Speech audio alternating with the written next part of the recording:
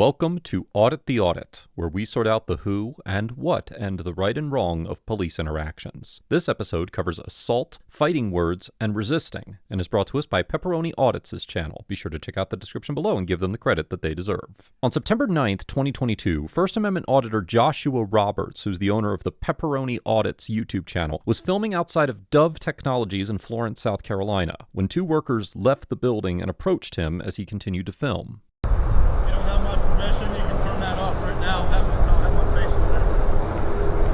What was that? I can't hear you. You don't have my signed authorization to have my face on that camera. Turn it off. Can I have your signed authorization? This guy's coming up aggressive, everyone. Can I help you? No, can you help us? Yo, get away from me, buddy. No, dude. Who are you? Away from me, dude. Why are you here? Back the Why are you here? I suggest you leave me alone. You're on private property. I suggest you do something about that then and get back inside. Ooh. Really? Yeah, really. You like going around people like this? You know think what? That's fun? Don't touch my buddy. Oh, go ahead. Oh, so do it. Do it. What? Touch it. That's on camera. What Back the. What are we doing here? Back the off, buddy. You touch. You get tased. Get the back inside.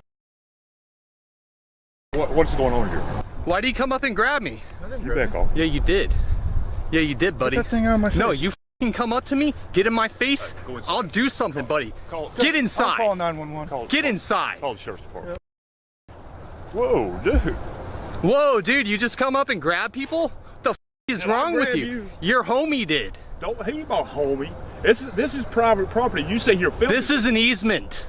I'm not on your property. You see that? You're filming That belongs to the city. And why are you here anyway? Mr. Roberts tells the workers that he's on an easement and not on private property because the utility poles on the property belong to the city. While, according to Florence County's Geographic Information System, or GIS data, it does appear that Mr. Roberts is on public property, it is important to note that the fact that the government has placed utility poles on a certain property does not necessarily mean that the property is open to the public. For instance, in some circumstances, the government may obtain a so-called utility easement, which allows the government to place utility poles on private property without transforming the ownership or the otherwise private nature of the property. For this reason, contrary to this common misconception in the auditor community, the location of utility poles alone cannot be used as a reliable indicator that an individual is on public property. So let me ask you a question. Does that give you the right to come up and grab my camera and almost break it? Talking people here.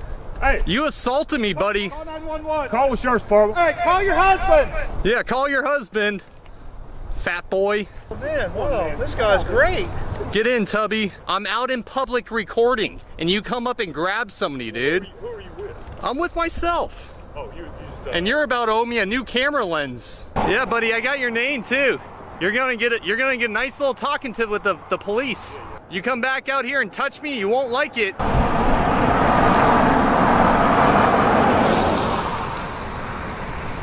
What's going on, bud? Oh, nothing. Just getting assaulted out here. That's about it. Getting assaulted. Yeah, by one of their workers. What happened? I was just out here taking some pictures, and one of the guys came out here saying he didn't want to be filmed, and he ran up to me, started circling me, grabbed my camera, started pushing up on me, and it's all videotaped. You have it on video? Oh, it's all recorded. Because I do want to press charges on him. Was there something involving a tasing?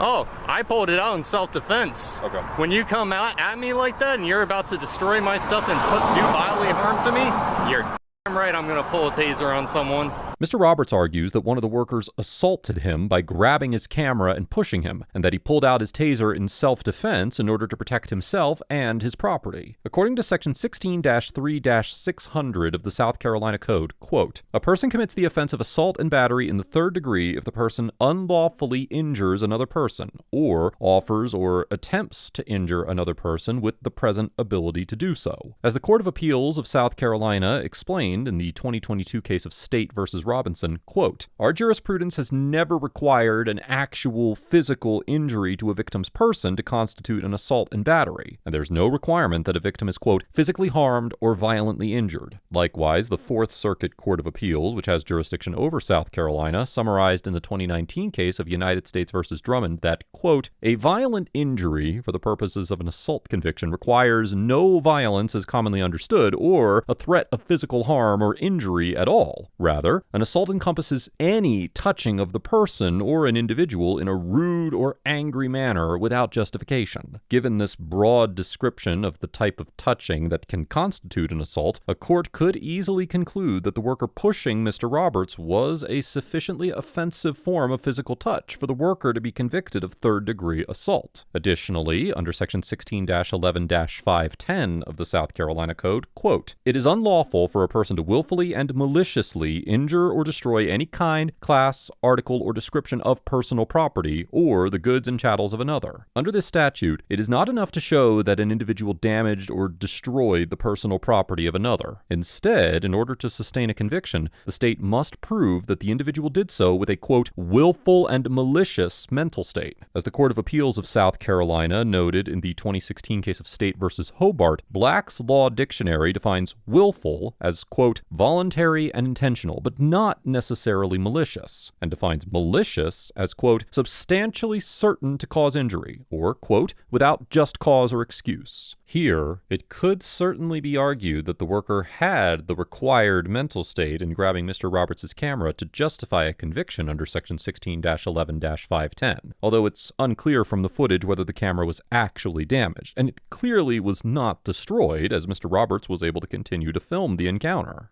You need to tell that guy he needs to not put hands on people. It's a short little fat guy. I'm aggressive. Okay? Oh yeah, we're gonna do a report on him too. That's fine. I just need to give this deputy your information for me, all right? You got an ID or something? I don't have an ID. Yeah, buddy, you're gonna learn you can't come outside and grab people, man. That ain't right. While we're handling this, don't yell. You're just All right. calls him to get up. Is it free speech? Am I allowed to say stuff? Well, you have a freedom of speech, but there's also something called breach of peace. Okay, I'd like to see you try that, buddy. Those people put hands on me. I'm the victim. So you want to turn it around on me? I'm not turning it around. Please do so. What I'm telling you is... You guys are known to be the biggest pieces of Okay. in South Carolina. What did I do wrong? Are you going to let me talk? Go on ahead. What I was saying is, I don't need you yelling while I'm trying to talk to this man, because that's going to cause him to yell, cause a scene.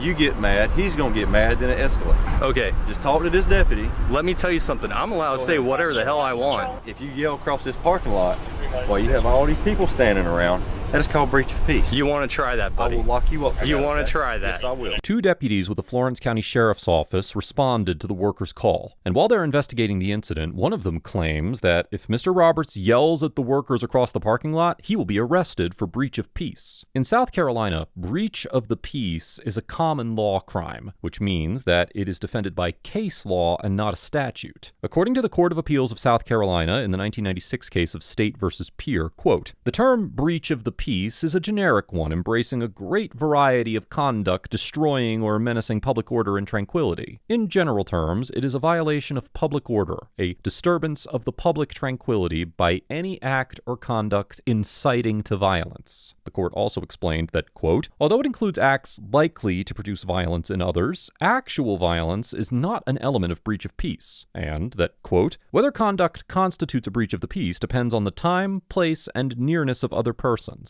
Similarly, Section 16-17-530 of the South Carolina Code, which defines the offense of disorderly conduct, states that, quote, "Any person who shall be found at any public place conducting himself in a disorderly or boisterous manner, or who, quote, uses obscene or profane language on any highway or at any public place or gathering or in hearing distance of any schoolhouse or church shall be deemed guilty of a misdemeanor." Although Mr. Roberts' conduct in yelling across the parking lot may appear on the surface arrest to fall within the definition of breach of peace or disorderly conduct, as the Supreme Court held in the 1964 case of Henry v. City of Rock Hill, quote, "The 14th Amendment does not permit a state to make criminal the peaceful expression of unpopular views, and the government cannot define a criminal offense so as to permit conviction if an individual's speech, quote, stirred people to anger, invited public dispute, or brought about a condition of unrest." However, the Court of Appeals of South Carolina held in the 2002 case of City of Landrum v. Surratt that an individual could be convicted of disorderly conduct for loudly yelling profanities at two individuals and calling them names, because the remarks, along with the loud manner in which they were spoken, constituted so-called fighting words. Under the fighting word doctrine outlined by the Supreme Court in the 1942 case of Chaplinsky v. New Hampshire, fighting words, or words that, quote, by their very utterance inflict injury or tend to incite an immediate breach of the peace, are not afforded the protection of the First Amendment, and therefore can be criminalized. Although Mr. Roberts did use profanity during his interaction with the workers and the deputies, he did not use any profanity when he shouted across the parking lot, and even if he had, it is highly unlikely that a court would conclude that Mr. Roberts' suggestion that the workers were going to learn that they can't lay hands on other individuals would incite an average person to violence. Therefore, a court would most likely determine that Mr. Roberts' conduct did not constitute a breach of the peace or disorderly conduct, as he was engaging in speech that was protected by the First Amendment. Not going that Try route, it.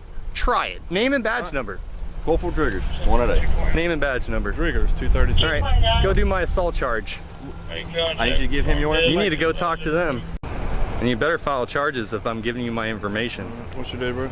If you don't, believe me, you guys will get complaints, and this will be all over you. Whatever you need to do, man. They have to run me first, everyone. They can't run the actual criminal. Can you go tell them, go question the guy who assaulted me? He's gonna conduct his investigation. Do you see him up there? No, he's not. He's inside hiding. What was he wearing? He had a blue shirt. Short, dark hair, fat. So what was the call about? Somebody coming up here harassing employees and pulling a taser on someone. They tell you they circled me and surrounded me? The part where they assaulted me, they forgot, they left that out. Well, Mr. Roberts, I spoke with the two gentlemen that came out, and all their information is going to be entered into the report as well as your statement you gave this deputy. I made them aware that yes, you can view video from a public area, which the roadway is public. But if you cross over into the I've checked the property lines. I don't need directives. you go on the property, you're going to go to jail. If you smoke crack, that's not good, man. All right, do I get a report or something? You're going to get you one, all right? Oh, great, this guy. Here you go, buddy.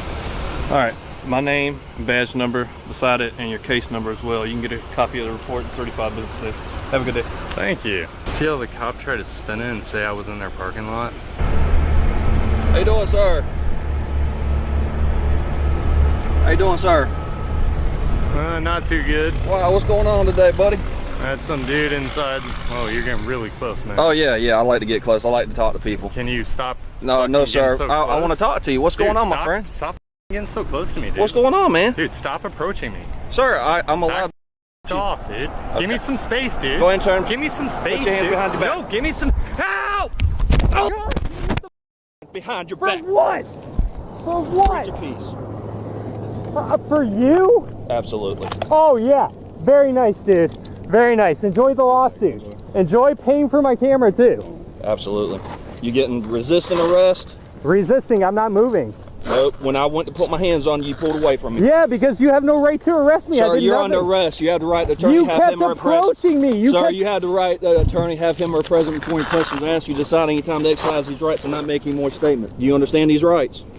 I don't answer any more questions without a lawyer present. Absolutely. All right, go and stand them up. Sergeant Paul Morrison responds to the scene and approaches Mr. Roberts, who asks him several times to not stand so close to him and tries to step away. When Mr. Roberts directs a profanity at him, Sergeant Morrison tackles Mr. Roberts to the ground and tells him he's under arrest for resisting because he pulled away from him. And Mr. Roberts argues that he did so because Sergeant Morrison had no right to arrest him. Under Section 16-9-320 of the South Carolina Code, quote, It is unlawful for a person knowingly and willfully to resist an arrest being made by one whom the person knows or reasonably should know is a law enforcement officer. Although an individual can be convicted for non-violently resisting an arrest, if Sergeant Morrison was attempting to arrest Mr. Roberts, he never informed Mr. Roberts that was his intention or took any action that should have put Mr. Roberts on notice that he was under arrest. Therefore, a court would likely conclude that Mr. Roberts could not be convicted of knowingly and willfully resisting an arrest. Likewise, Sergeant Morrison had no lawful basis to arrest Mr. Roberts at the time he approached him, and it has been long established in South Carolina that individuals are not required to submit to unlawful arrests, and that individuals have the right to resist an unlawful arrest. The Supreme Court of South Carolina summarized prior case law on the subject in the 2001 case of State v. McGowan, explaining that, quote, "An unlawful arrest, or an attempt to make an unlawful arrest, stands upon the same footing as any other non-felonious assault, or as a common assault and battery. The person who is so unlawfully arrested, or against whom such an unlawful attempt is directed, is not bound to yield, and may resist force with force, but he is not authorized to go beyond the line of force proportioned to the character of the assault, or he in turn becomes a wrongdoer." It is important to keep in mind that this case law is specific to South Carolina, and many states do not recognize a citizen's right to resist an unlawful arrest. However, in this situation, Mr. Roberts would have a right to resist an unlawful arrest, and because he did not use any physical force at all by stepping away from Sergeant Morrison, there would be no question of disproportionate resistance if a court concluded that Mr. Roberts was resisting an unlawful arrest. Enjoy getting sued, guys. Absolutely. Got a taser, so.